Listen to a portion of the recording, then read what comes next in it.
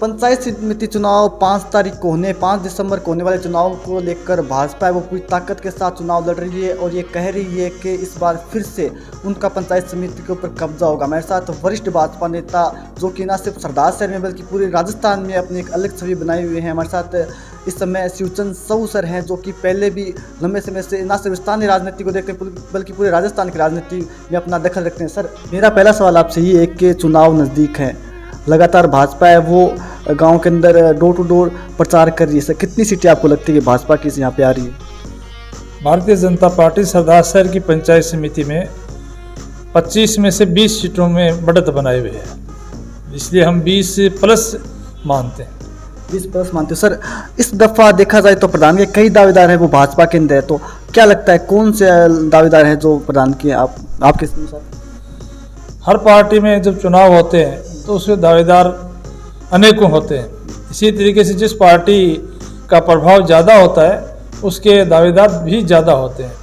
तो भारतीय जनता पार्टी में दावेदार होना कोई बुराई नहीं है, लेकिन हमारे जो भी पंचायत समिति के सदस्य चुन के आएंगे उनमें से एक को प्रधान बनाना है। जो पार्टी तय करेगी वो प्रधान बनेगा। जो फिर भी सर एक आध कोई नाम होगा जो प्रबल दावेदार है?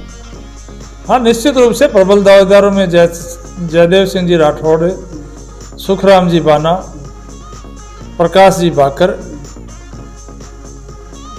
जो है प्रधान के प्रबल दावेदारों में माने जाते हैं। जगदीश जी बढ़िया सर भी इच्छा रखते हैं कि उनका भी जो है प्रधान में अगर बनाना चाहें तो वो उसको स्वीकार करना चाहेंगे।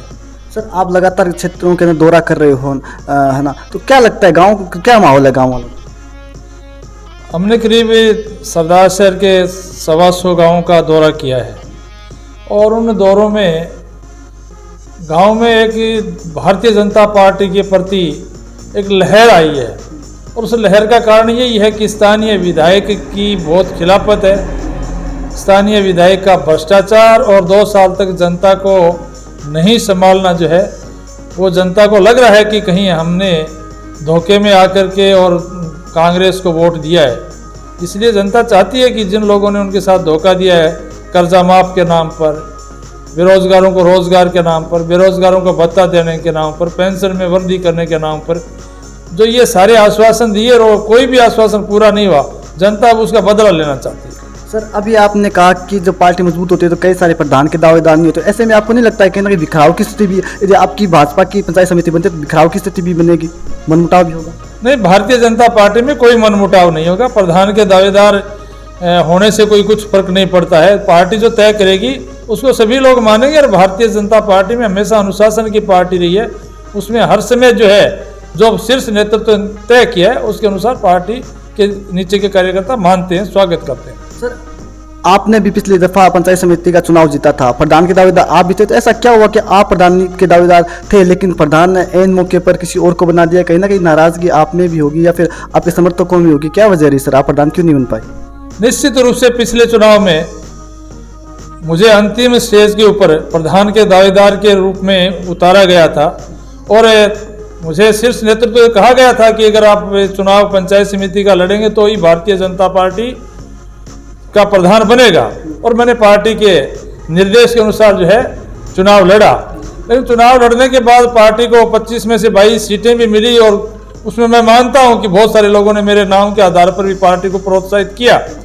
लेकिन जब शीर्ष नेतृत्व का निर्णय आया कि आप प्रदेश के पदाधिकारी हैं, प्रदेश में नेतृत्व दे रहे हैं, आप ऊपर प्रदेश में कोई भी जिम्मेदारी आपको दी जा सकती है, इसलिए आप प्रधान में किसी कार्यकर्ता को अवसर दें, तो मैंने शहर स्वीकार किया और हमने सर्वसम्मति से सत्यनारायण जी सारण को प्रधान बनाने का निर्णय लिया। तो सर, एक सवाल आपके साथ ऐसा बार बार क्यों होता है? जब प्रधान की बात थी तो किसी और को बना दिया गया, विधायक का पीछे नाम आपका चोरों से चल रहा था कि विधायक की इस बार क्यों ना मतलब नए को मौका दिया जाए, शिवचंद साहू को मौका दिया, तो क्या वजह रही फिर विधायक का भी आपके साथ ऐसा हो गया? देखो, पार्टियों में बहुत सारे कार्यकर्ता होते हैं और शीर्ष नेतृत्व उनका अपने हिसाब से उपयोग करता है। कई बार लगता है कि जो आदमी प्रदेश के नेतृत्व में भी काम कर रहा है उसका उपयोग कहीं भी लिया जा सकता है। ऐसी स्थिति में तात्कालिक समीकरण को देखते हुए और जब विधायक की बात आती है तो उसमें जिले के समीकरण भी देखे जाते हैं, फिर संभाग स्तर के समीकरण देखे जाते हैं और फिर किसी कार्यकर्ता का देखा जाता है कि अगर प्रदेश में ये काम कर सकता है तो इसके लिए कोई और अवसर मिल जाएगा। इस आधार पर मेरे को विधायक की टिकट नहीं मिली थी। ऐसा ही प्रधान के लिए था कि प्रधान अगर इनको नहीं बनाएंगे तब भी ये पार्टी में प्रदेश में काम करने वाले व्यक्ति हैं, इनको कभी अवसर आगे मिलेगा। तो भाजपा के कुछ कार्यकर्ता है वो दबी जुबान में ये बात कहते हैं कि जो कुछ लोगों ने सरदार से भाजपा के ऊपर कब्जा कर रखा है और जो सूचन साहू जैसे नेता किनारे कर रखा है, ये कहाँ तक सच है ये बात? नहीं, सरदार शहर की भारतीय जनता पार्टी है, इसमें किसी का ही कब्जा नहीं है। सरदार शहर की भारतीय जनता पार्टी तो सबको साथ लेकर चलती है। यहाँ जो पूरे विधायक अशोक पिंचा जी के नेतृत्व में काम करते हैं, वो भी सभी से मिलना जुलना, सभी कार्यकर्ताओं को साथ रखना उनकी स्वभाव में। इसलिए मैं नहीं समझता कि भारतीय जनता पार्टी के स्थानीय नेतृत्व में कहीं भी मेरी कोई उपेक्षा होती हो। मैं निश्चित रूप से प्रदेश के पदाधिकारी होने के नाते जो है कुछ जगह व्यस्त रहता हूँ, इसीलिए हो सकता है मेरी भूमिका कम रह गई हो। आपको लगता होगा, लेकिन आपके जो कार्यकर्ता वो दबी जुबान में ये बातें बोलते हैं रह रहकर। हाँ, कार्यकर्ताओं की एक भावना होती है। हर कार्यकर्ता चाहता है कि उनका विधायक हो वो ऐसा सक्षम विधायक हो जो कानून में भी करे, जो सामने भंवरलाल जी काफी दबंग विधायक माने जाते हैं, उनको मुंह तोड़ जवाब देने की स्थिति में भी हो और जिनकी हर क्षेत्र में पकड़ हो और जो कार्यकर्ताओं के दुख सुख में रात दिन साथ आता हो, ऐसे व्यक्ति को विधायक देखना चाहते हैं। मैंने सरदार शहर में काम करते हुए जो भी मेरे से बना, मैं वो हर समय कार्यकर्ताओं के साथ रहा, चाहे वो कार्यकर्ता काम जयपुर में हुआ या सरदार शहर में हुआ, किसी भी स्तर पर हुआ। मैं कार्यकर्ताओं को बहुत महत्व देता हूँ, इसलिए कार्यकर्ताओं का मन रहता है कि एक बार शिवचंद्र साहू को विधायक के रूप में मौका मिलना चाहिए। सर, आप अपने आप को सरदार शहर में कहाँ खड़ा पाते हो भाजपा के लिहाज से देखा? सरदार शहर में मैं जो है भारतीय जनता पार्टी के कार्यकर्ता के रूप में और यहाँ जो एक स्थानीय स्तर पर जो काम मिलना चाहिए था, उस हिसाब से मैं मानता हूँ कि मेरी भूमिका जो है अहम है और मुझे पूरा प्रदेश नेतृत्व और जिला का नेतृत्व जो है पूरी प्राथमिकता देता है। हर काम होता है उसमें मेरी कहीं न कहीं भूमिका भी रहती है और मेरा परामर्श भी रहता है। मेरे से शीर्ष नेतृत्व है कई बार जो है राय करता है, इसलिए मैं संतुष्ट हूँ कि जो काम होते हैं मेरी इच्छा से होते हैं, मेरे परामर्श को महत्व मिलता है। सर, सवाल मेरा ये है कि आखिर आपके बड़े बड़े नेताओं के साथ अच्छे तालमेल है, चाहे वसुंधरा राजे सिंह या पूर्व मुख्यमंत्री हो या फिर जो भी भाजपा के शीर्ष नेता हो, तो आप वहाँ उनके साथ अच्छे तालमेल, अच्छे संबंध, अच्छी पैठ है, तो कहाँ पेच बचता है आपकी टिकट को लेकर? क्या वजह रह जाती है? मैं नहीं मानता कि मेरी टिकट जो है किसी कारण से कटती हो। मेरी टिकट के पीछे मैं मानता हूँ कि मेरा जो प्रदेश स्तर पर जो काम करने की शैली है, तो पार्टी मानती है कि सारे लोग विधायक नहीं बन सकते, कुछ लोगों को संगठन में भी काम करना पड़ता है और किसी स्टेज पर उनको आवश्यकता पड़ेगी तो उनको जो है विधायक के रूप में भी काम में लिया जा सकता है। इसलिए मेरी जो संगठन में ऊपर जो वर्किंग का शैली है, उसकी वजह से मेरे को बार बार प्रदेश नेतृत्व जो है प्रदेश में कोई न कोई प्रमुख भूमिका देता है। अब भी मैं एक कानून और विधिक विषय विभाग का प्रदेश का प्रमुख हूँ, उस रूप में मेरी सेवाएं अभी दे रहा हूँ। सर, मेरा एक सवाल ये रहेगा कि जो इस समय जो निवर्तमान प्रधान है सत्यनारायण सारन, वो चुनाव लड़ रहे हैं, उनके सामने जो है रामकुमार कुड़िया, वो कह रहे हैं कड़ी टक्कर दे रहे हैं, कहीं ना कहीं वो सीट एक फंसती हुई नजर आ रही है, क्या लगता है आपको?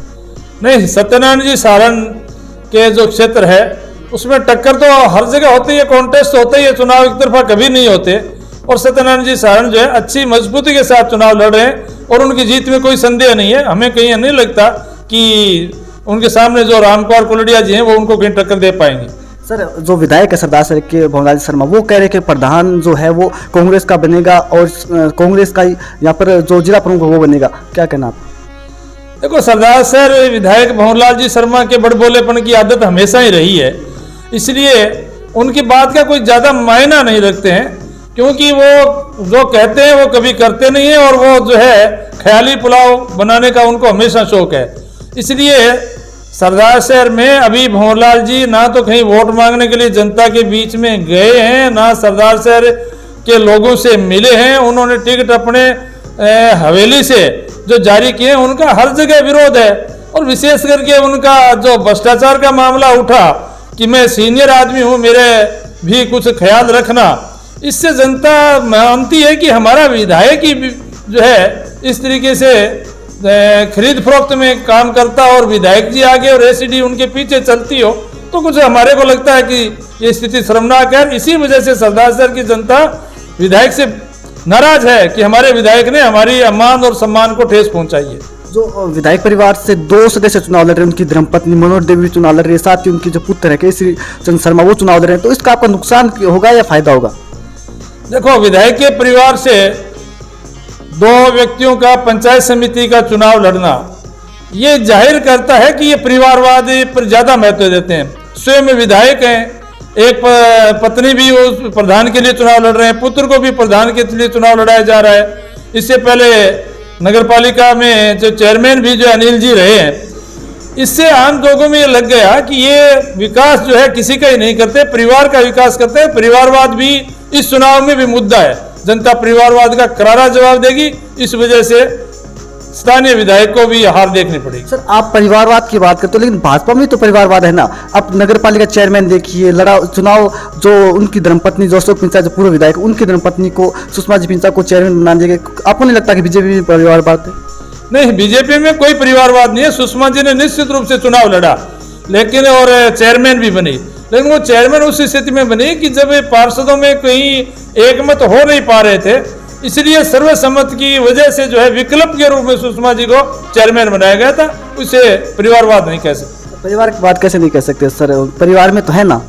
हाँ, परिवार में है, लेकिन एक तो परिवार के आदमी को थोपना और एक जो पार्षद के द्वारा या जो भी प्रतिनिधि है उनके द्वारा किसी विवाद का निपटारा करने के लिए परिवार के किसी आदमी को दायित्व दे देना, दोनों में फर्क है। और सुषमा जी के साथ वही हुआ। जैसे आपको प्रधान का चेहरा बनाकर चुनाव लड़ा गया, वैसे ही मुहिद्दर जी सैनी है, उनको चेयरमैन का चेहरा बना के लड़ा गया। तो कहीं ना कहीं भाजपा कार्यकर्ताओं में कहते हैं कि दबी जुबान के अंदर आक्रोश व्याप्त है, ऐसी चर्चाएं भी रहती है।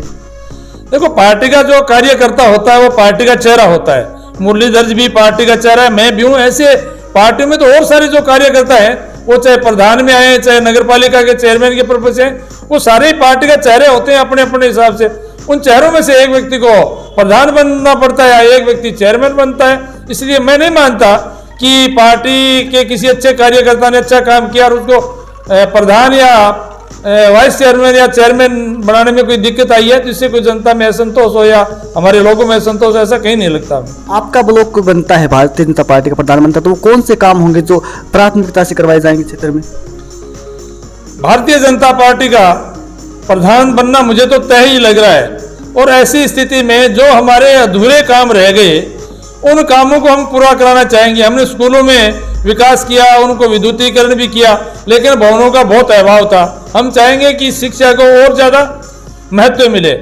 इसी तरीके से नरेगा के कामों को हम जो है किसानों के खेतों तक भी ले जाना चाहते हैं। अगर हमारा प्रधान आएगा तो नरेगा के माध्यम से किसानों के खेतों की मेड़ बनाना, किसानों के खेतों का समतलीकरण, किसानों के लिए कुछ सिंचाई के साधन बना देना, इस तरीके का काम करके हम चाहेंगे कि शिक्षा का प्रभाव बढ़ जाए और गरीब और किसान जो है वो आगे बढ़े, और जो नरेगा जैसी योजना है उसको प्रभावी लागू करेंगे।